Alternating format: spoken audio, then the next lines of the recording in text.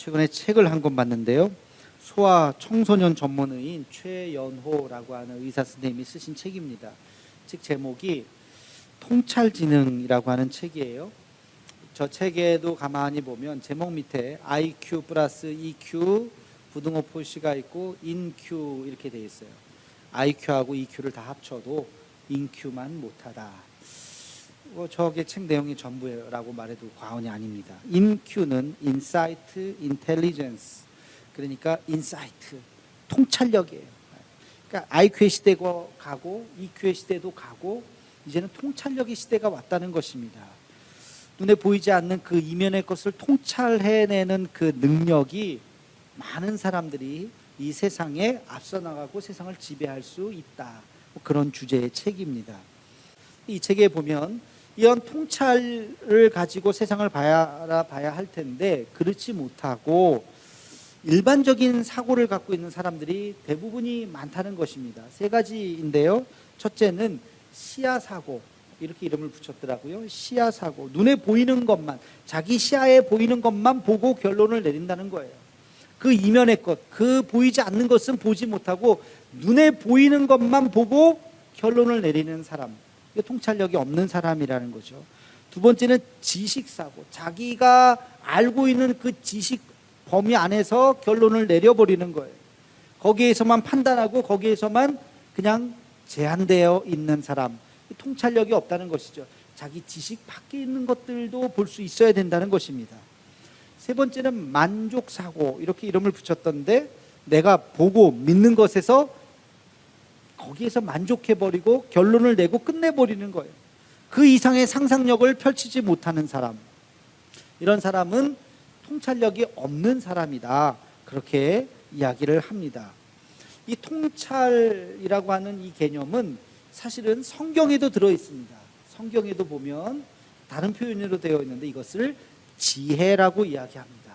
성경에서는 지혜라고 이야기해요. 근데 세상에서 말하는 통찰과 성경에서 말하는 지혜가 조금 다른 것이 있는데 그 지혜는 신앙 안에서 바라보는, 믿음의 눈으로 바라보는 지혜를 말하는 것입니다. 이것을 우리는 다른 표현으로 하면 영적 통찰력이라고 말할 수 있어요. 영적인 통찰력이 있어야 돼요. 눈에 보이지 않는 그 이면의 것들을 볼 수 있는, 그것을 연결해서 결론을 낼 수 있는 그 눈이 우리에게는 필요하다고 하는 것입니다. 신앙인들에게는 반드시 이 영적인 통찰력이 있어야 되는 것입니다. 성경에는 이런 영적인 통찰력을 가진 사람들이 많이 나오죠. 몇 가지 예를 들어 볼까요? 먼저 아브라함입니다. 여러분, 아브라함의 스토리가 머릿속에 쫙 그려질 거예요. 본토 친척 아비 집을 떠나라. 그래서 어느 날 이제 75세 된 노인이라고 불러야 될까요? 이제 그분이 떠났어요.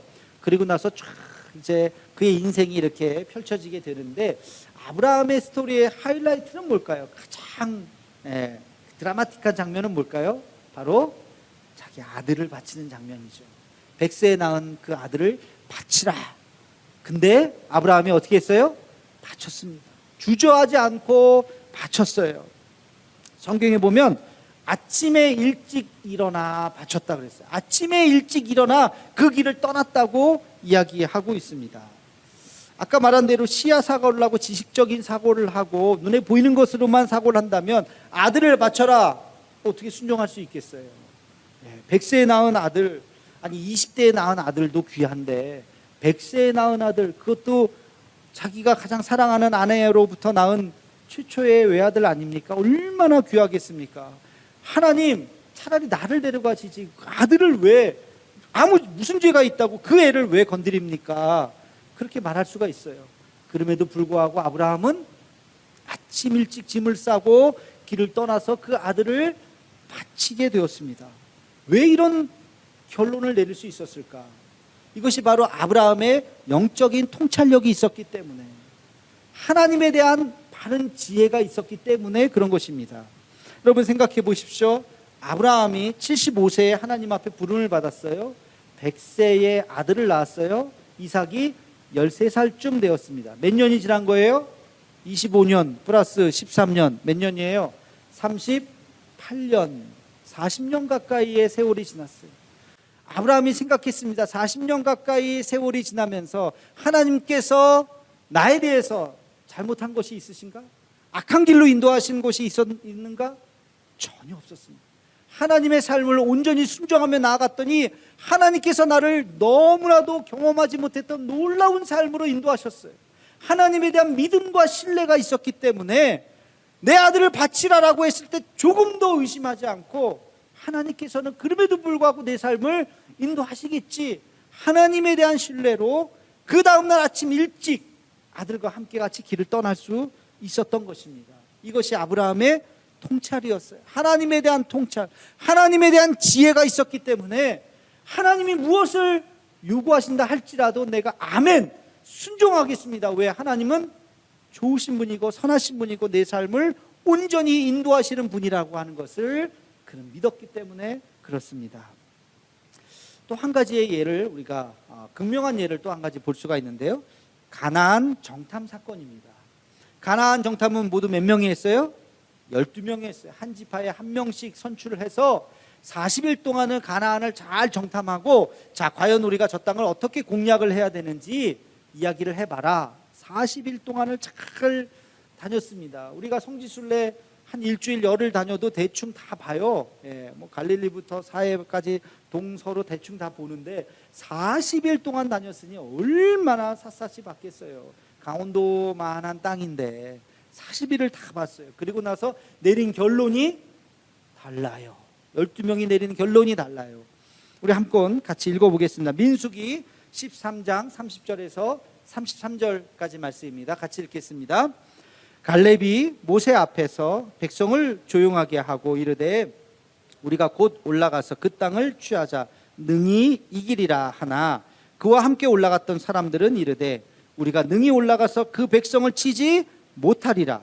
그들은 우리보다 강하니라 하고 이스라엘 자손 앞에서 그 정탐한 땅을 악평하여 이르되 우리가 두루다니며 정탐한 땅은 그 거주민을 삼키는 땅이요 거기서 본 모든 백성은 신장이 장대한 자들이며 거기서 네피림 후손인 아낙 자손의 거인들을 보았나니 우리는 스스로 보기에도 메뚜기 같으니 그들이 보기에도 그와 같았을 것이니라.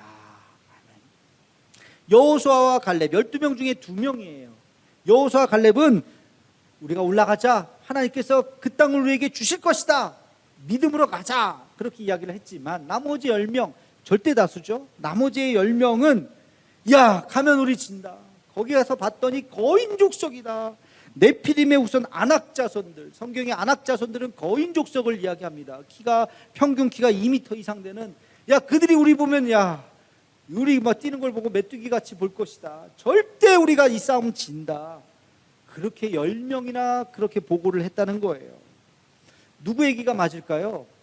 10명의 말이 맞을 수 있어요. 똑같은 장면을 보았습니다. 그들이 굉장히 이성적이고 논리적이었을 거예요. 그들은 시야사고, 그리고 그들은 지식사고를 했던 거예요. 야 봤더니 키가 진짜 크네, 몸이 막 엄청 좋네, 우리 싸우면 우리는 군대도 없잖아, 오합지졸들이잖아, 우리는 질 거야.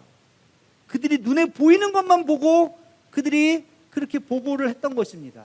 자, 그런데 여호수아와 갈렙은 똑같은 걸 봤어요. 그럼에도 불구하고 우리가 이긴다.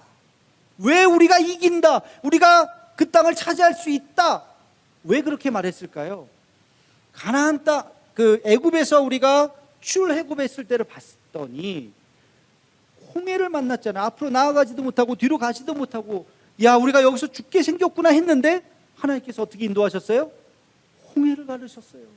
생각하지도 못한 일들이 홍해를 갈라서 우리가 홍해를 건넜습니다. 그랬더니 보니까 광야예요. 먹을 것이 하나도 없어요. 삼시세끼가 아니라 하루에 한 끼도 먹을 게 없어서 야 큰일 났다 그랬더니 하나님께서 매일매일 무엇을? 만나를 내려주셨어요. 배불리 먹고 마셨어요. 메추라기까지 내려주셔서 고기까지 먹었어요. 그것도 하나님의 놀라운 은혜구나. 그리고 광야를 가다 보니까 아말렉과 만나서 전쟁을 하게 됐어요. 야 우리 전쟁 무기도 없는데 싸움 할 줄도 모르는데 모세가 손을 들어서 기도했더니 그 아말렉을 물리치고 우리가 전쟁에 승리하는 역사를 경험하게 되었던 것입니다. 여호수아 갈렙은 그것을 봤어요.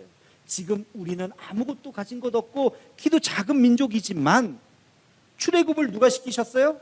하나님이 시켜서 여기까지 내 그 경험을 봤을 때, 하나님께서 우리의 삶을 인도하시는 것을 봤을 때 가나안 땅에 들어갈 수 있어요, 없어요?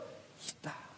하나님께서 우리와 함께 하신다면 우리는 그 어떤 것도 능히 해나갈 수 있다라고 하는 그 믿음이 있기 때문에 가자, 약속의 땅, 하나님께서 우리에게 약속하신 그 땅으로 갈 수 있다라고 고백했던 것입니다. 할렐루야. 지금 여호수아 갈렙이 본 것은 우리의 형편과 처지를 본 것이 아니에요. 형편과 처지 넘어 계신, 눈에 보이진 않지만 하나님의 섭리, 하나님의 인도하심을 바라보고 하나님께서 우리를 역사하실 것이다 라고 하는 그 믿음, 그 영적인 통찰력을 가졌을 때 우리는 갈 수 있다는 결론을 내리게 되었던 것입니다. 여러분, 이것이 바로 지혜인 것이에요. 성경은 지혜를 어떻게 정의하느냐? 우리 잠언 9장 10절 말씀을 함께 같이 읽겠습니다. 시작. 여호와를 경외하는 것이 지혜의 근본이요 거룩한 자를 아는 것이 명철이니라. 아멘. 지혜가 뭐라고요? 여호와를 경외하는 것이 지혜의 근본이다. 하나님을 아는 것, 명철은 거룩하신 이를 아는 것. 지혜와 명철은 하나님을 알고 그분을 두려워할 수 있는 그 마음, 이것이 지혜의 출발이라고 하는 것입니다. 여러분, 이것을 깨닫는 자와 깨닫지 못하는 자로 우리 신앙인들은 나뉘게 되어 있어요. 신앙이라고 하는 것은 하나님의 존재, 하나님의 인도하심을 깨닫는 자가 있고 깨닫지 못하는 자가 있어요. 신앙은 깨닫는 것입니다. 예수님께서 말씀을 전하시면서 늘 입버릇처럼 하시는 말씀이 있어요. 그게 뭐냐? 귀 있는 자는 들을지어다. 그렇게 말씀하시죠? 귀 있는 자는 들을지어다. 귀 없는 사람이 어디 있어요? 여러분, 귀 없는 사람 있어요? 다 들리잖아요. 거기에 수많은 사람들 앞에서 예수님께서 말씀을 하시고 귀 있는 자는 들을지어다.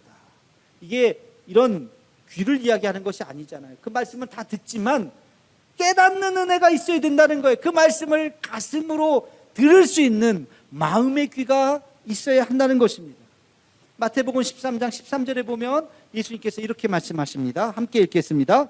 그러므로 내가 그들에게 비유로 말하는 것은 그들이 보아도 보지 못하며 들어도 듣지 못하며 깨닫지 못함이니라.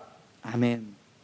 보아도 보지 못하고, 보지만 깨닫지 못하는 것, 듣지만 깨닫지 못하는 것, 그런 사람들이 너무 많다는 것. 신앙이라고 하는 것은 깨닫는 은혜예요. 오늘 말씀을 여러분 들으시고 내 말씀이 내 삶에 적용이 되어서 내 삶을 변화시키는 말씀이 되어야 할 텐데, 오늘 말씀을 들으시고 예배당을 나가면서 오늘 본문이 뭐였지?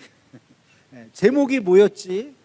전혀 모르고 그냥 또 살다가 다음 주에 또 오고 또 그냥 잊어버리고 또 살다가 오고, 그렇게 5년, 10년, 한평생을 교회를 다닐 수도 있어요. 깨달음 없이 다닐 수도 있어요.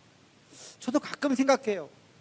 제가 어떻게 하다가 목사가 돼서 여기까지 와서 지금 말씀을 전하나.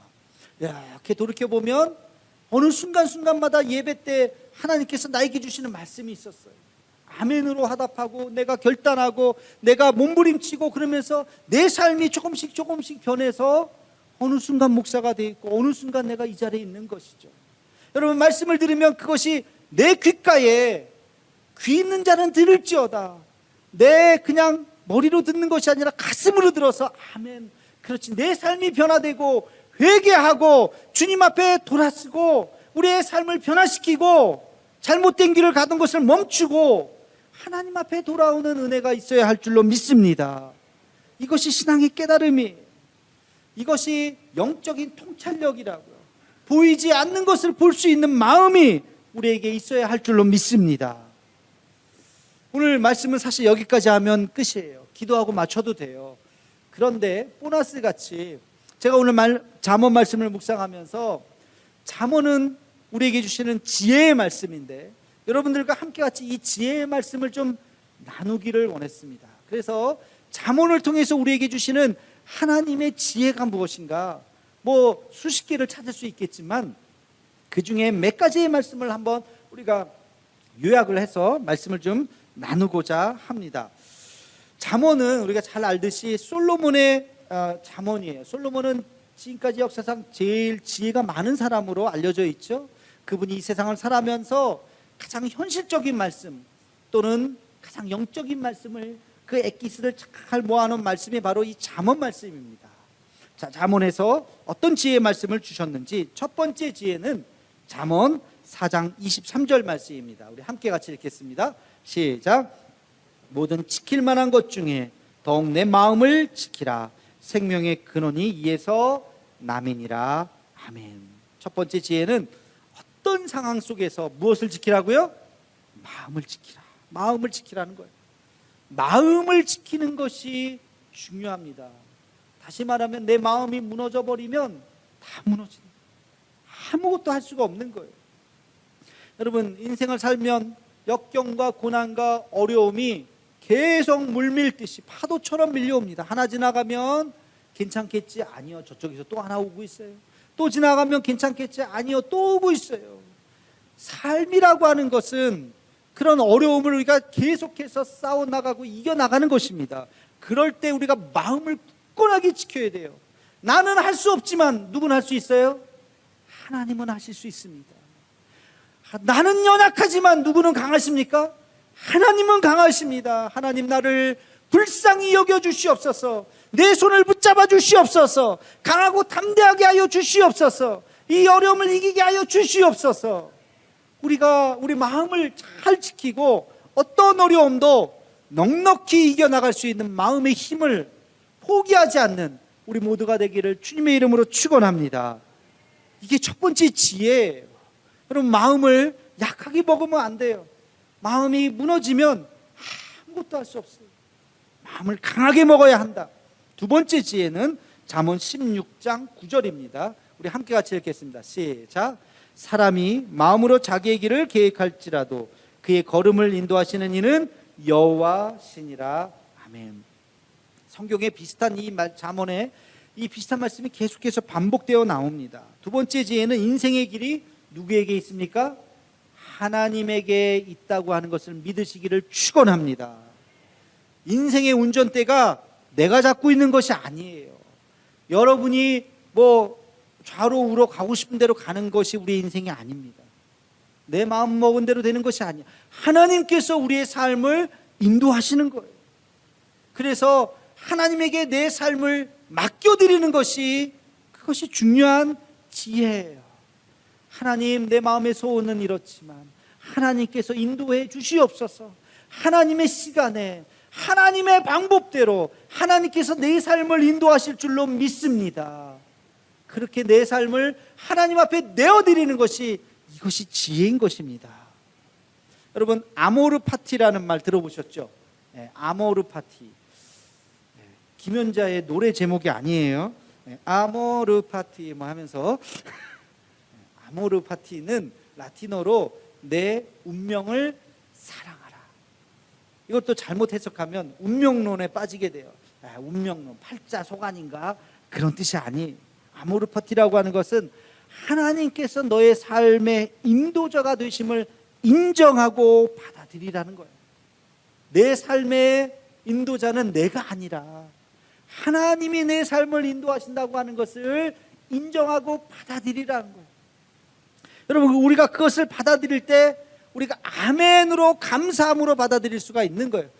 역경이 와도 하나님께서 힘을 주실 것이요, 어떤 상황이 벌어져도 그것이 내 공로가 아니라 하나님의 은혜임을 고백해야 하는 것입니다. 우리가 지금 어떻게 인생을 살아왔던지 여기까지 온 것도 하나님께서 우리의 삶을 인도하심을 믿고 고백하는 우리 모두가 되기를 주님의 이름으로 축원합니다. 이게 삶의 지혜인 것입니다. 세 번째 지혜는 잠언 18장 12절 말씀입니다. 우리 함께 읽겠습니다. 시작.